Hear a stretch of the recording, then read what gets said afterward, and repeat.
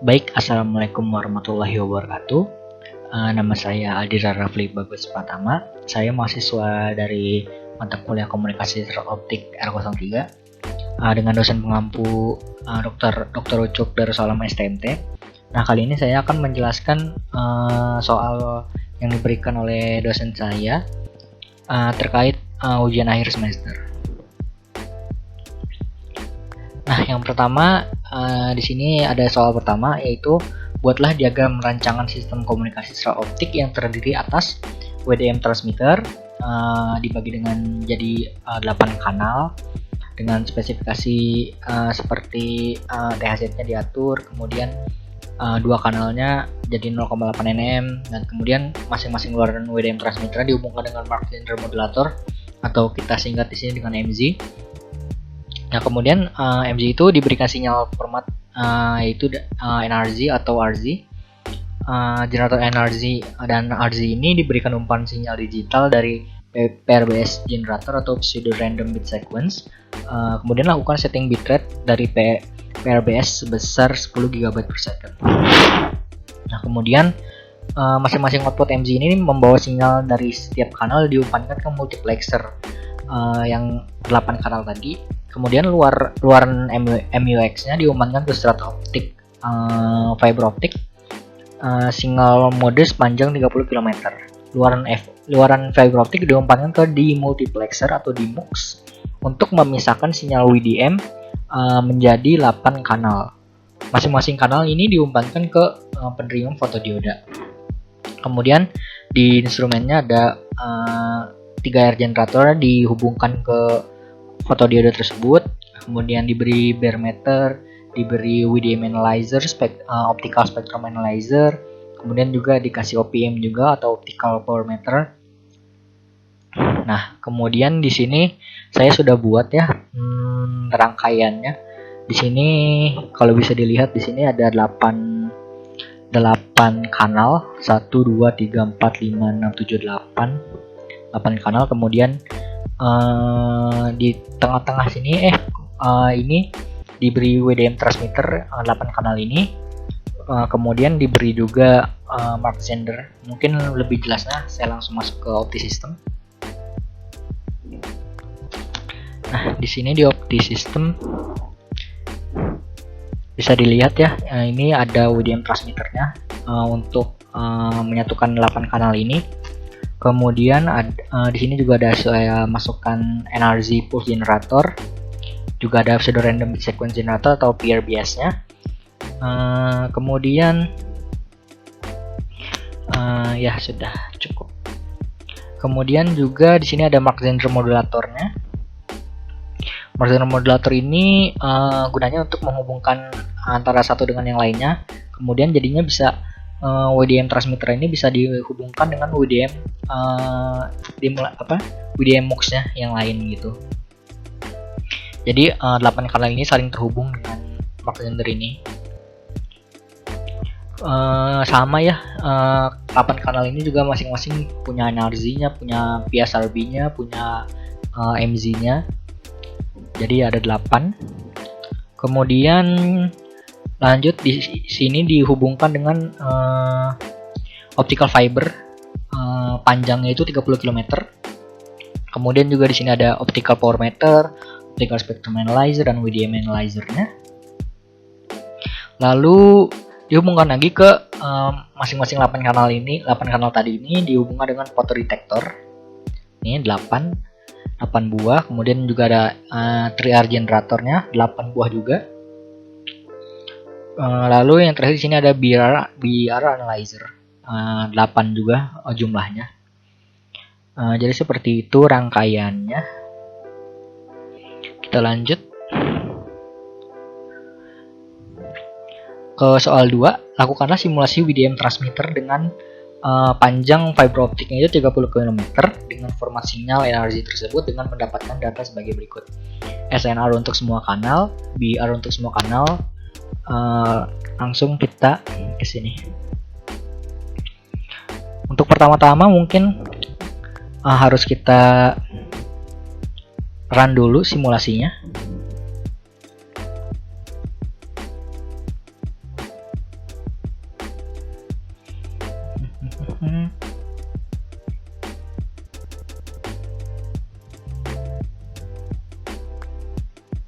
Oke, sudah selesai simulasinya. Kemudian langsung kita lihat di WDM Analyzer-nya. Nah, di sini ada frekuensi, ada signal power, ada noise power, dan ada OSNR. Nah, OSNR ini yang tadi di soal itu, untuk mendapatkan data OSNR ini kita harus membuka WDM Analyzer-nya. Nah, di sini juga terlihat ada frekuensi ya, 193,1 gitu, 1 sampai 8. Nah, ini mewakilkan ini karena ada 8 kanal. Kenapa 8 kanal? Karena di sininya di WDM transmitternya saya setting 0,1. Jadi yang 8 kanal itu jumlahnya bertambah 1. Jadi 1, 2 sampai 8 gitu. Itu mewakilkan 8 kanal maksudnya. Ini juga dilihat OSNR-nya ini cukup nggak beraturan ya, patternnya ini dari besar kecil terus kemudian ya begitu, nggak konstan kenaikan atau turunnya. Kemudian kita lihat di sini untuk grafiknya ada di Optical Spectrum Analyzer. Di sini spektrumnya seperti ini ya. Terus kemudian kita lanjut.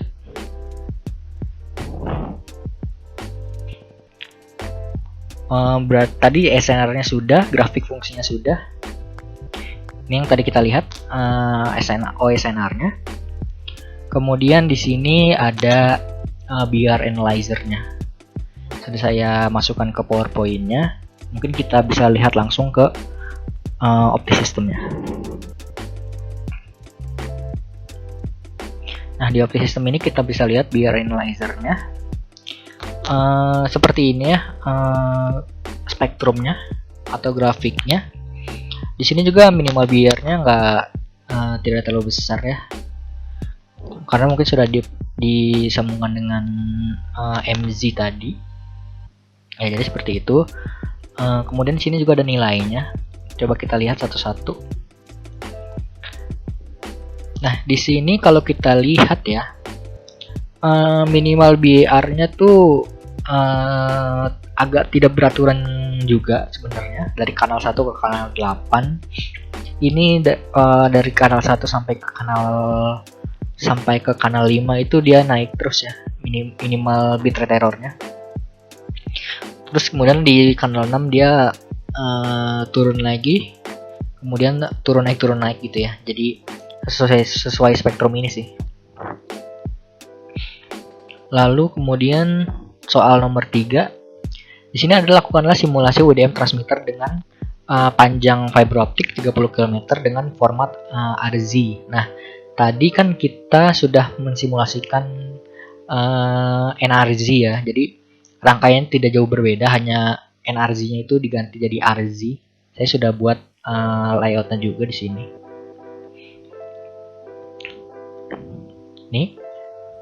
Nih di sini sudah saya ganti 8 kanalnya, ini sudah saya ganti RZ semua ya.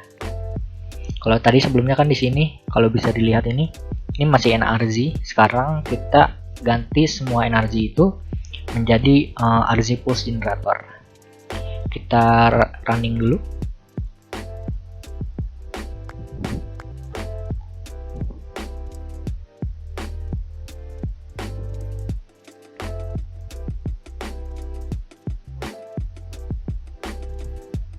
Oke, ini sudah selesai runningnya.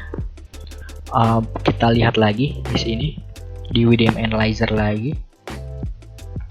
Frekuensi masih sama karena sama-sama di setting 0,1. Nah, kemudian di sini terlihat perbedaan ya. Karena dari tadi kita pakai NRZ sama sekarang pakai RZ, cenderung lebih kecil kalau kita pakai RZ. Karena kalau kita lihat perbedaannya tadi di RZ, di NRZ ini kita dapat rata-rata tuh 56 ya, 56-57 gitu rata-ratanya. Nah, sedangkan kalau kita pakai RZ kita dapat 50, rata-rata 50 gitu. Jadi perbedaannya lebih kecil value-nya. Kemudian kita lihat ke optical spectrum analyzer. Nah, kalau kita lihat di sini kayaknya nggak terlalu beda ya spektrumnya, mungkin sama gitu, sama sedikit. Nah, ini nggak terlalu jauh beda gitu, hanya mungkin yang di RZ ini lebih tebal gitu ya spektrumnya. Ini sudah saya masukkan juga value-nya. Kemudian kita berlanjut ke BR analyzer-nya. Nah, BR analyzer ini cukup beda ya dari yang kita pakai NRZ tadi, karena di BR analyzer ini spektrum itu terlihat lebih flat gitu ya. Coba kita lihat lagi di opti sistemnya.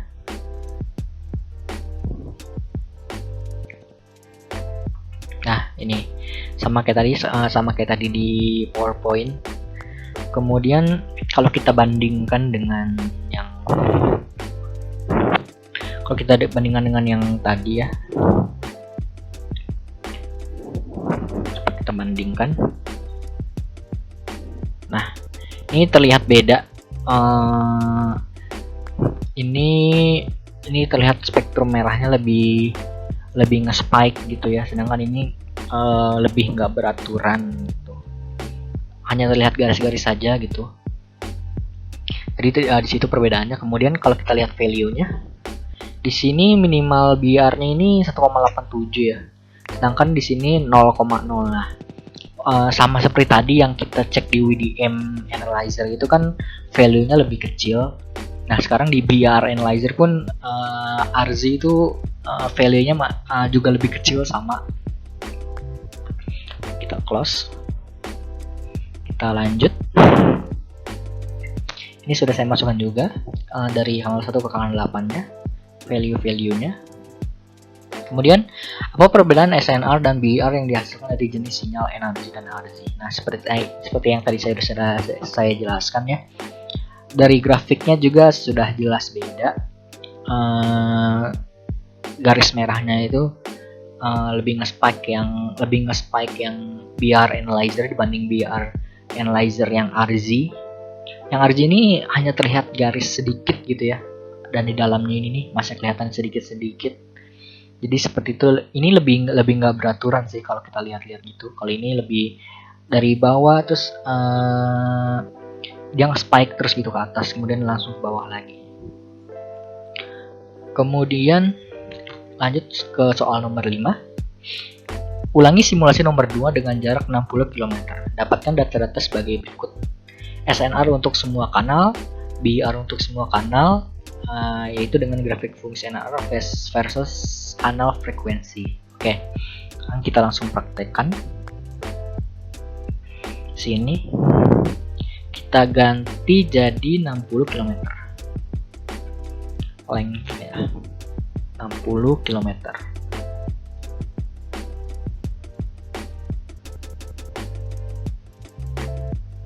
Oke, kita running.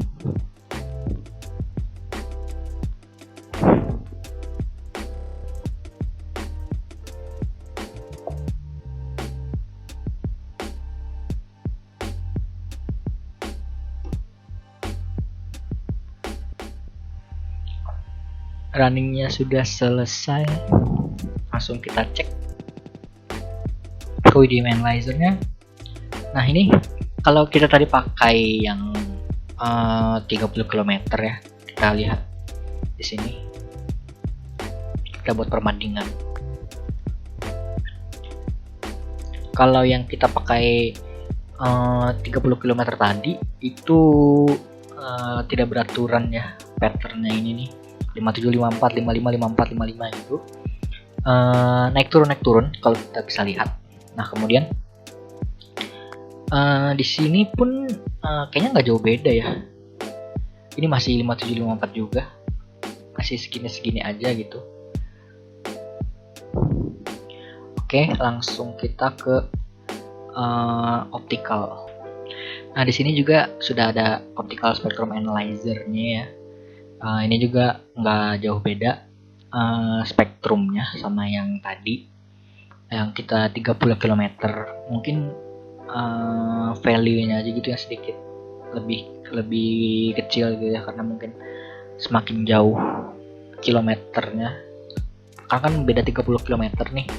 Ini lebih panjang, lebih 60 km, mungkin value-nya juga lebih kecil gitu. Kemudian BR, oke. Kan kita ke BR-nya. BR juga kayak tidak jauh beda ya, patternnya juga masih sama gitu. Dari 1 sampai ke kanal 5 itu dia ada kenaikan terus, kemudian di kanal 6, 7, 8 itu bervariasi naik turun gitu ya. Sama, nggak jauh beda sama yang nomor 2 tadi. Kemudian di sini soal nomor 6. Berikan IDFA, kemudian kita set dengan 20 dB pada luaran MUX sebelum sinyal diumpankan ke fiber optik, dan set jarak fiber optik yang sama yakni 60 km. Nah, dapatkan data sebagai berikut. Di sini SNR-nya kita dapatkannya SNR, BR. Oke, kita langsung praktekkan. Nah, di sini saya kebetulan sudah menambahkan optical amplifier, atau ini IDFA sih sebenarnya. Terus saya setting juga gain-nya itu 20 dB. Kemudian ini kita sambungkan sebelum si WDM ini nyambung ke optical fiber. Jadi dari WDM ke IDFA dahulu, kemudian langsung ke optical fiber. Nah, kemudian tadi juga saya sudah running ya, karena runningnya tuh lumayan lama, bisa 10-15 menit tadi saya running. Jadi kita langsung lihat saja di sini. Nah, ini kalau kita lihat karena ditambahkan dengan IDFA ya, mungkin ini meredam value-nya juga. OSN-nya itu jadi 46. Kalau yang tadi kita lihat nomor 2 sampai nomor 5 gitu ya, itu OSN-nya tuh gak jauh-jauh dari 50-an, dari 50 sampai 60 gitu.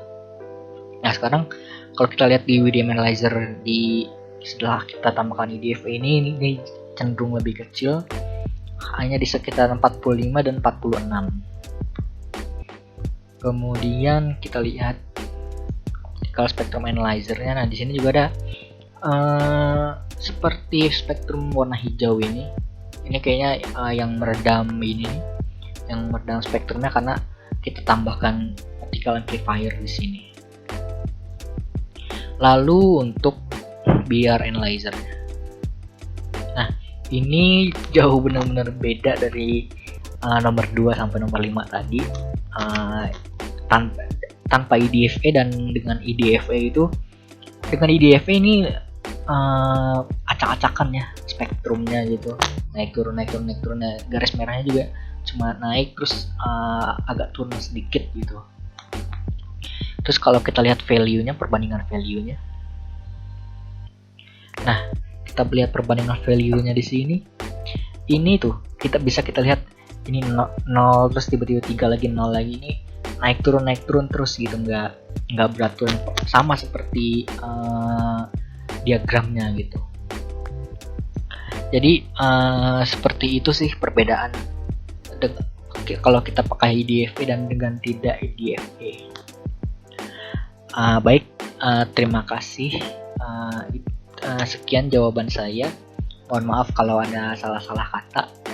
Terima kasih sudah menonton. Wassalamualaikum warahmatullahi wabarakatuh.